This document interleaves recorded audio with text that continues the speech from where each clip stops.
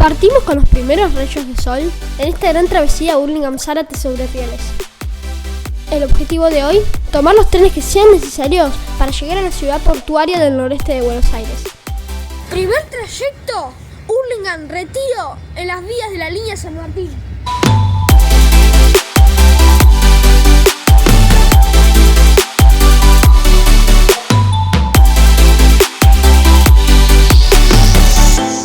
Una vez allá, iremos tras los pasos perdidos del ferrocarril Urquiza, reconstruyendo la antigua traza del tramway rural.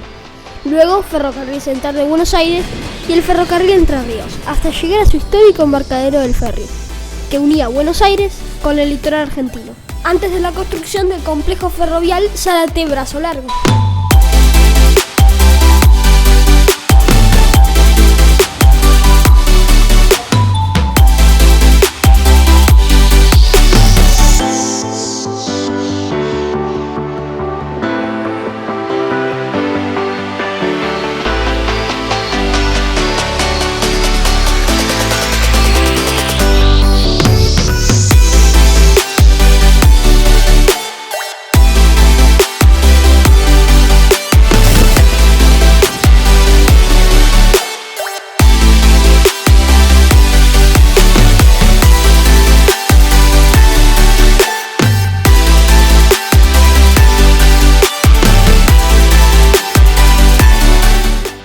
Pasamos por la estación Saldías del ferrocarril Belgrano y observamos algo de material radiado.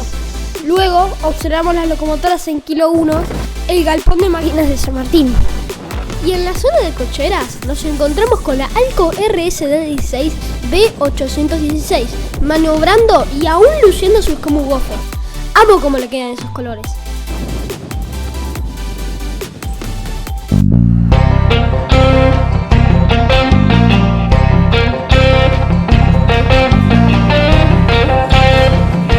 Esperamos la maniobra de inversión de la B952 antes de continuar nuestro viaje.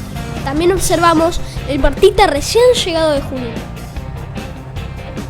Dejamos atrás Retiro San Martín, pasando por Retiro del Belgrano y su hermosa estación construida por el Central Córdoba, para llegar después a la monumental estación Retiro del ferrocarril Mitre. ¡Qué hermosa es esa estación! Chequeamos en la cartelera digital el horario del tren con el que haremos el segundo tramo de nuestro trayecto. Tenemos tren en el ramal de José León Suárez a las 7:35, lo que nos da unos minutos para recorrer los magníficos andenes de esta gran estación. Observamos los históricos paragolpes hidráulicos originales y más adelante los nuevos instalados recientemente. Esta gran estación, construida por el Ferrocarril Central Argentino, fue inaugurada en 1915 y todas sus piezas fueron importadas desde el Reino Unido.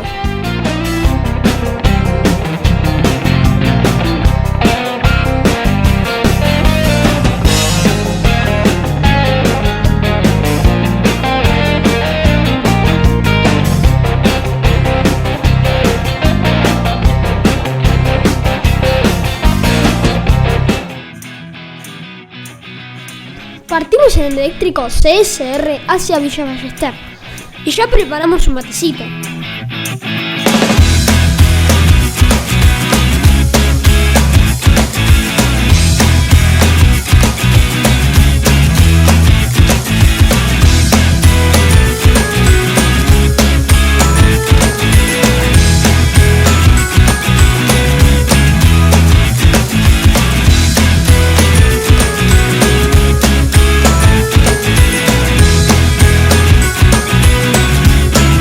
Pasando por la estación Miguelete, observamos mucho material radiado de TVA y ferrocarriles argentinos.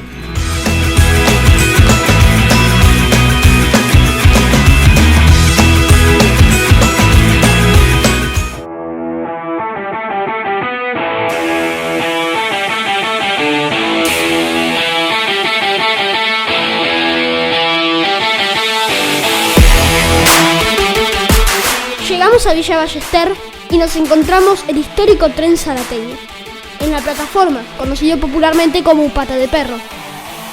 Al frente de la formación, la locomotora General Motors G22 CW, numerada como la A714. acoplando los dos coches Matterford clase turista que conforman el tren, reacondicionado para este servicio.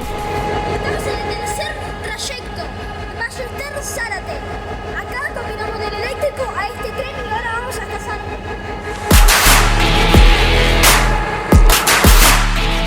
Casualmente hoy, que entre nuestros planes está recorrer las viejas vías de Urquiza en Zárate, nos toca esta locomotora originalmente fabricada en astilleros Astarza para el ferrocarril Urquiza, luego retrochada para prestar servicio en el ferrocarril Sarmiento y que hoy termina prestando servicio en el ferrocarril Mitre. Las vueltas de la vida, o mejor dicho, las vueltas de la vía. Hablando de vía, vía libre.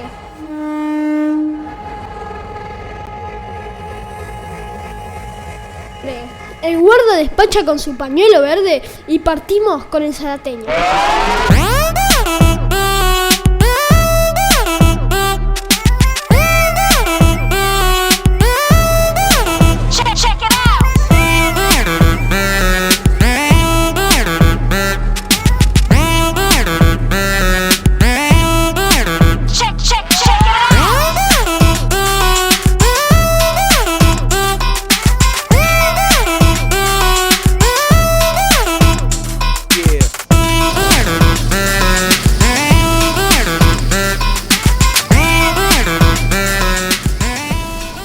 Tras dejar atrás los talleres de José León Suárez en las inmediaciones de Bancalari, junto al obrador de Vía y Obra, otro desvío con material radiado de TVA y tolvas de trenes argentinos carga.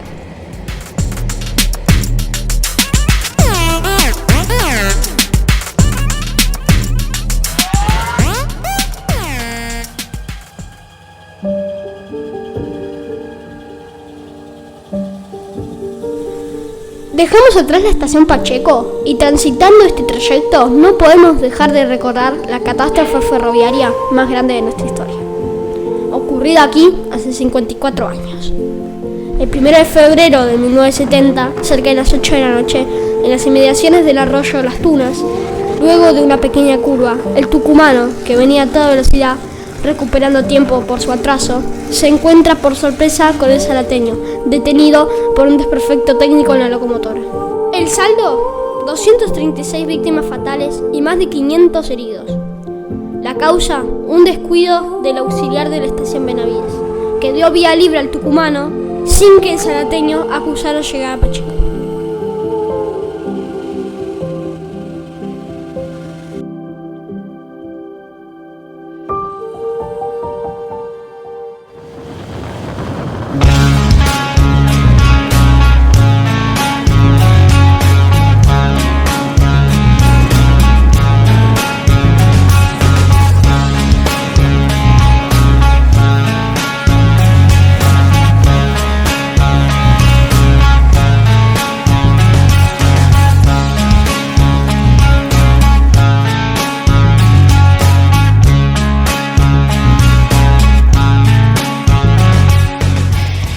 Continuando con ese trayecto, una de las grandes estaciones que cruzamos es Escobar, punto en donde cruzamos por la vía descendente la otra formación que cubre este servicio.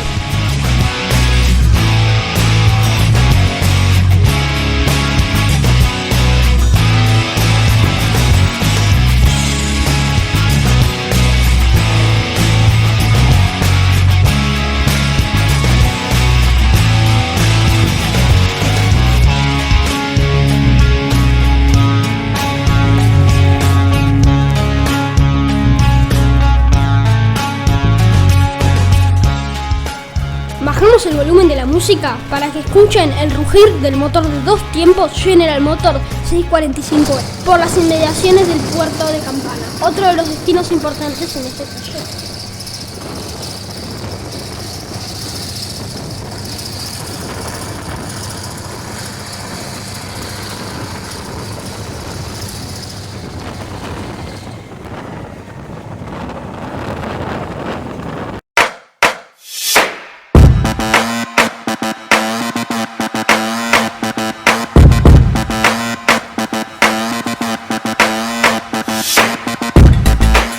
Así llegamos a esta gran estación, una de las más importantes en el trayecto Retiro-Rosario.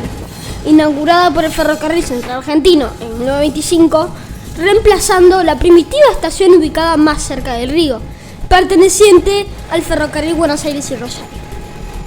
Se destaca en esta zona la importancia de sus talleres, con sección para vía y obras y depósito de locomotoras, además de la fabricación de repuestos y piezas metálicas para obras de infraestructura. Por ejemplo, pudimos observar que las columnas y capiteles que soportan el techo del andén de Villa Ballester fueron fundidos aquí en Campana por el Ferrocarril Central Argentino. Recordemos que esta traza fue construida originalmente por el Ferrocarril Buenos Aires a Campana, quien inaugura el primer tramo entre los puertos de Buenos Aires y Campana en 1876, para luego extenderse hasta Rosario de Santa Fe, cambiando entonces su razón social a Ferrocarril Buenos Aires y Rosario, empresa que termina fusionándose formalmente en 1908 con el Ferrocarril Central Argentino.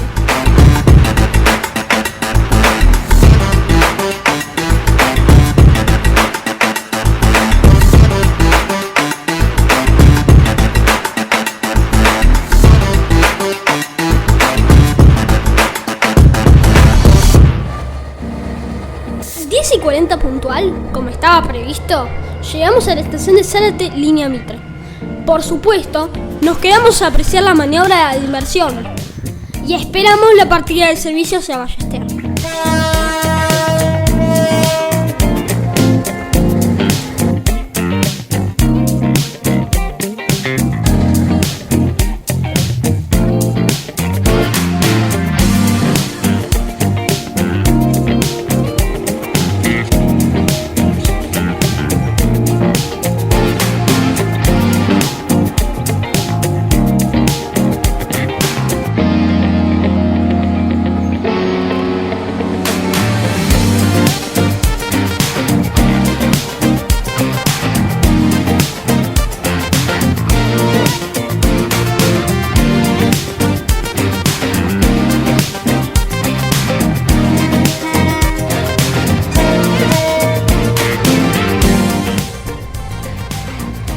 Despachado el tren, nos despedimos del personal de conducción y el guardia.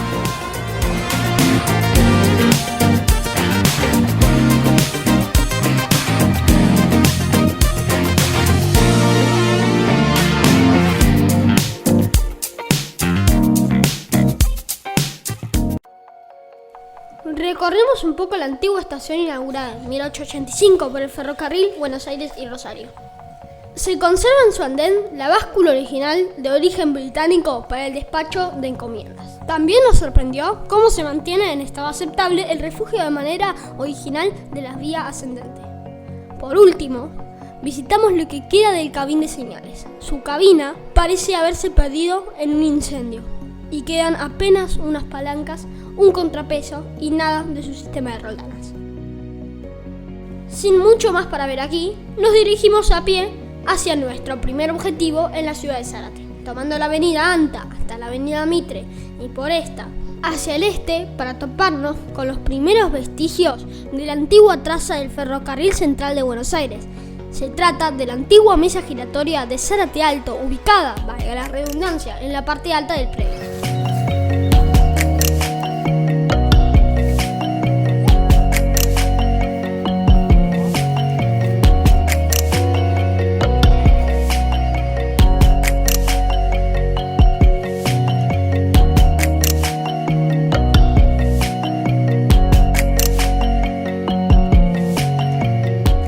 Continuando por la parte baja de la traza, cruzamos el puente de la avenida Lavalle y al otro lado nos encontramos con el sistema de hidrantes para el reabastecimiento de las locomotoras a vapor.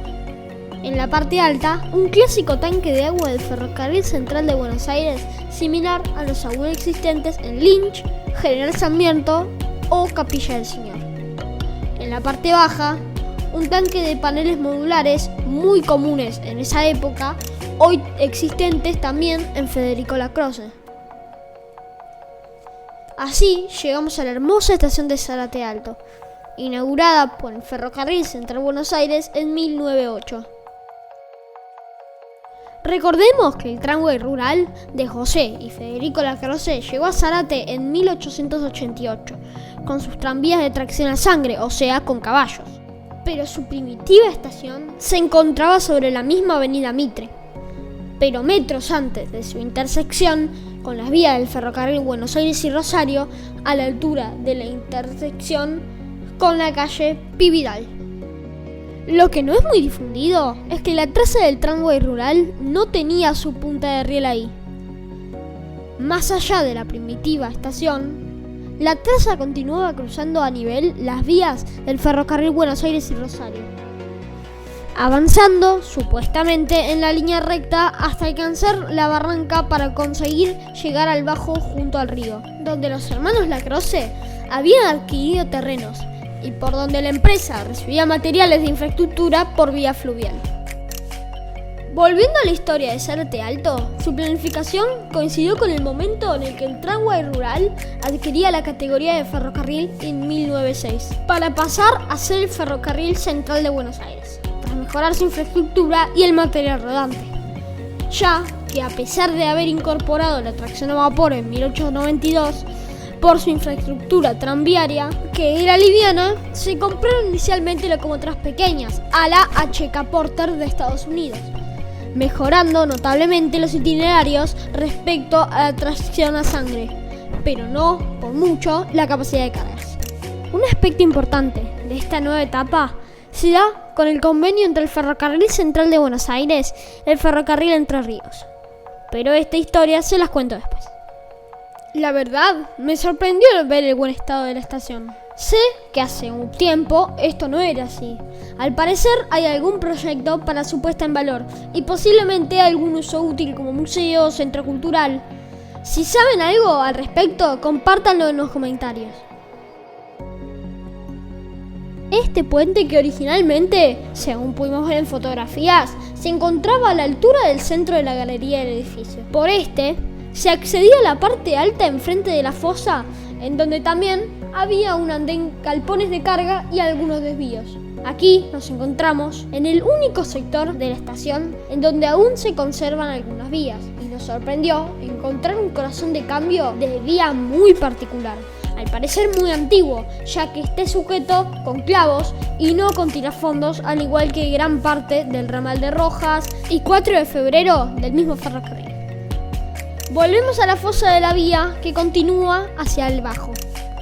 Nos detenemos a observar el último puente, correspondiente a la calle Justa Lima de Atucha, antes que esta vía en fosa se convierta en terraplén, ganando la barranca. Además de algunas estructuras hechas con rieles del tramway rural reutilizados, nos sorprende la originalidad de este puente con sus vigas metálicas y sobre él los tablones del apacho, que sirven de base para el pavimento. Saliendo de aquí, nos topamos con obras de infraestructura hidráulica recientes, construidas sobre este tramo del tendido del embarcadero, cercano al punto cero de la transición entre el Ferrocarril Central de Buenos Aires y el Ferrocarril Entre Ríos.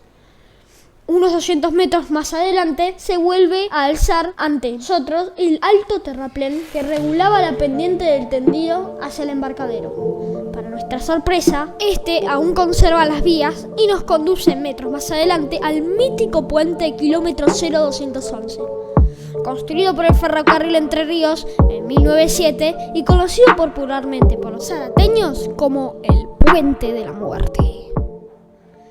Con 20 metros de altura sobre la calle San Lorenzo y las terribles historias que inspiraban su nombre, no me animé a cruzarlo para no terminar siendo parte de esas historias. Volviendo a la construcción de este tendido y el convenio con el Central Buenos Aires, les puedo contar que tras comenzar la instalación del frigorífico Smithfield en 1905 sobre la ribera del río Paraná, el Ferrocarril Entre Ríos planifica la construcción de un sistema de ferrybot para conectar su ferrocarril desde Puerto y Vicuña, Entre Ríos, con la ribera zarateña, en la provincia de Buenos Aires, y por medio de dicho convenio, conectar con la capital del país a través de las vías de Lacroze.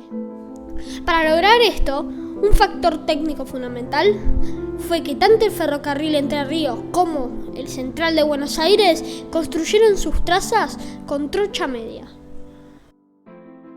Continuando con el recorrido, seguimos por la avenida 7 de Julio, construida junto al tendido ferroviario, en donde ya no quedan los rieles, pero se hace evidente su traza. Donde hoy hay una rotonda, se encontraba el acceso al frigorífico Smithfield, y de ahí, hacia el norte, una pequeña playa de clasificación en donde partían los desvíos del frigorífico mencionado y otro perteneciente al Central Buenos Aires, que continuaba por 7 de Julio hacia el norte y luego por la calle Mola hasta el sector de la papelera junto al río. Me pregunto, ¿sería este parte del primitivo tendido por el cual el tramway rural accedía al bajo y a los muelles? Si alguien sabe, pónganlo en los comentarios. Siguiendo con la traza por la calle Arribeños, que hace una amplia curva a espaldas del frigorífico Smithfield, nos dirigimos al sector por donde hoy cruzaría el ramal bajo los pilotes del puente, para llegar, por fin, a lo que queda del antiguo embarcadero del ferry. Sigilosamente y tratando de no molestar, nos introducimos en una zona tomada y esperando no incomodar a nadie, volvimos a retomar en esta parte lo que queda de la playa del embarcadero hasta llegar al puente de transferencia en la dársena donde atracaban los ferrobarcos. Es increíble que por más de medio siglo el sistema del ferrybot fue un lazo para conectar el litoral argentino con la provincia de Buenos Aires. Este complejo sistema contaba con un puente de transferencia que en un extremo se encontraba sujeto a dos ejes que lo mantenían alineado con los rieles en tierra firme. El otro extremo pendiendo de un sistema de poleas y tornillos sin fin. Variaba su altura para emparejar con el ferrobarco, que lógicamente variaba en altura dependiendo del nivel del río, como así también su línea de flotación en función del peso de las formaciones que transportaba. Por supuesto, el ferry no cruzaba hacia la isla Talavera, sino que río arriba, por la región insular, hacía un recorrido de 81 kilómetros en 3 horas aproximadamente. Si bien por este medio se transbordaba todo tipo de cargas, como así también formaciones de pasajeros, uno de los principales objetivos del ferrocarril Entre Ríos era la ganadería, que se encontraba en pleno desarrollo en la región del litoral. Como dijimos anteriormente, la instalación del frigorífico Smithfield en Zárate fue clave para impulsar el proyecto. En este sentido, les cuento que además de esto, existe un tercer embarcadero del ferrocarril Entre Ríos que pocos recuerdan. Si alguna vez en el Dock Sud de Buenos Aires crees haber visto vías de trocha media, no estás loco, ya que el ferrocarril Entre Ríos construyó un embarcadero en las inmediaciones del puente Nicolás Avellaneda en la isla Maciel, para conectar con el Ánguilo y otros frigoríficos en donde podía hacer llegar con su ferrobarco formaciones de vagones jaula con ganado en pie, desde Ibicuí por el Panaraguazú y el Río de la Plata. El ferrocarril Entre Ríos, a su vez, estaba unido a otras empresas ferroviarias del litoral, como el Central Entrerriano, Ferrocarril Primer Entrerriano, Ferrocarril del Este y el Noreste Argentino, que llegaba incluso a Corrientes y Misiones. Siendo todas estas líneas férreas de trocha media, tras la estatización de los ferrocarriles entre 1948 y 1949, queda conformado lo que en un futuro próximo sería el Ferrocarril Nacional General Urquiza, que pasa a heredar todas las líneas de trocha media del litoral y Buenos Aires, unificándose tanto las empresas provinciales como las de capitales británicos y, en el caso de los Lacroze, de capitales privados nacionales.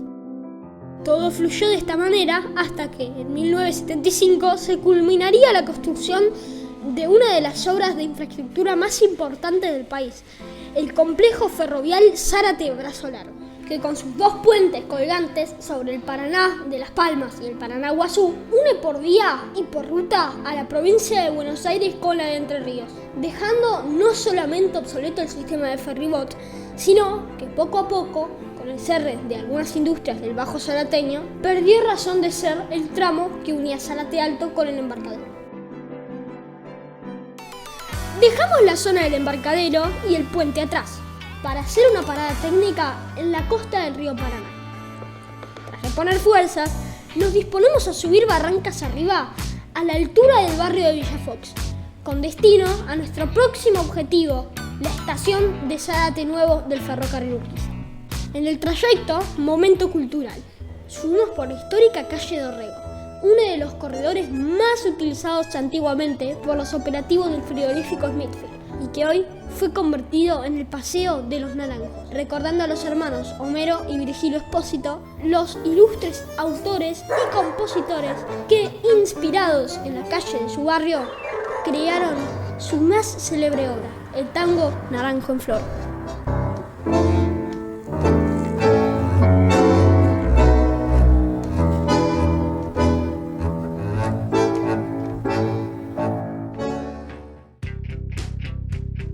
Volviendo al recorrido, tomamos la avenida Lavalle hacia el sur, hasta la intersección con las vías del ferrocarril Urquiza para costearlas y llegar a la estación de Zárate Nuevo, en donde la trocha media aún palpita. Encontramos sus desvíos llenos de formaciones, principalmente con tolvas de piedra y con tandes. Me enamoré de ese viejo cisterna restaurado y utilizado hoy para transporte de gasoil para uso interno de la empresa.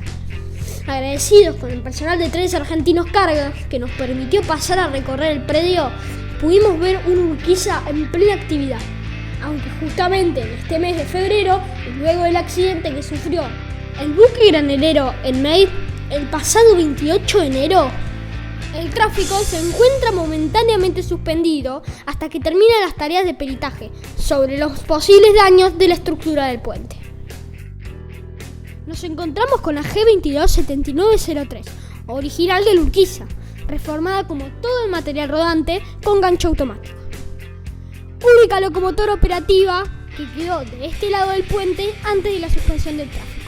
El premio del día: poder subirme de la GA85554, que se encontraba en reparaciones en un pequeño taller de alistamiento que montaron en la actual cabecera de la línea operativa.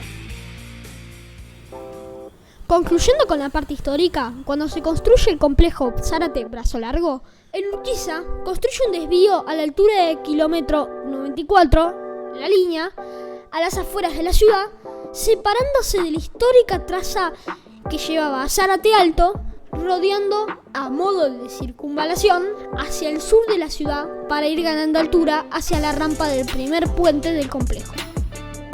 En este punto se construye la estación de Zárate Nuevo, donde pasan a detenerse los históricos trenes generales del Urquiza, como el Gran Capitán, el Correntino y el Cataratas, entre otros servicios.